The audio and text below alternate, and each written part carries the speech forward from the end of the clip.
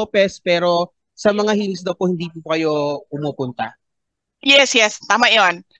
Tama 'yan.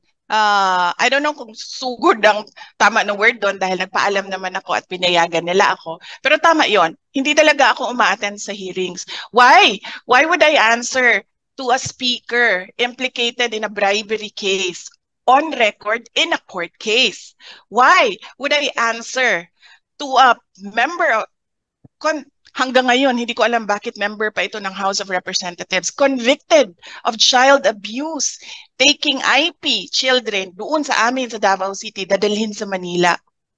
Diba? Why would I answer to a member of the House of Representatives na merong utang sa aking husband ng 9 million dahil sa isang case?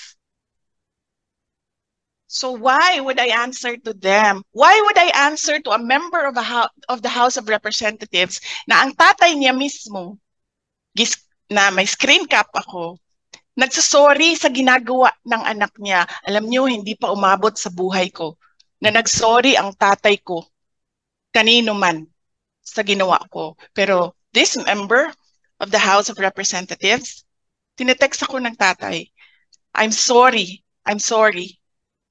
So why would I answer to him? Nagsasorry yung tatay. Ibig sabihin may ginagawang mali yung anak. Diba? So why would I answer to them? I'm here because of Yusek Lopez, and I will be here for Gina, for Lemuel, for Sunshine and Edward, and whoever magagaling sa Davao na ipapatawag nila.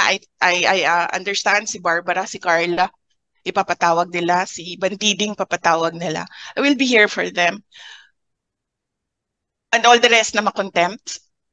I will be here for President Duterte, but I will not be, no, I will not answer to members of the House of Representatives, especially sa may utang ng 9 million sa hindi naman sa pamilya namin, sa law firm ng husband ko. That is 9 million na dapat ini-enjoy ng pamilya namin, pero hindi niya binabayaran. Last na lang po, ma'am. Ma'am, ano pong reaction ninyo when Castro was the one who cited Yusek Zuleyka in contempt? Ano pong reaction niyo po when you heard na it was Castro and not the other members who cited Yusek Zuleyka? Salamat po. Nahihiya ako para sa Pilipinas. Noong sinabi sa akin na ganun yung nangyari, isang tao na convicted ng child abuse of IP children ay sinight in contempt ang isang IP lawyer who managed a multi-awarded city. Nahiya ako para sa Pilipinas. Nahihiya ako para sa Pilipinas. Alam niyo ba sa ibang bansa, kapag convicted ka ng child abuse, para kang may leprosy. Walang lalapit sa iyo. Walang tatanggap sa iyo sa trabaho. Mas mataas pa ang mga taong may leprosy kesa sa mga taong convicted ng child abuse sa ibang bansa. Pero dito, sa ating bansa, ang isang tao na convicted ng child abuse, may power. Saan ka nakahanap ng ganyan? Nahihiya ako as a Filipino na ganito ang ating House of Representatives. Yun lang po, ma'am. Thank you.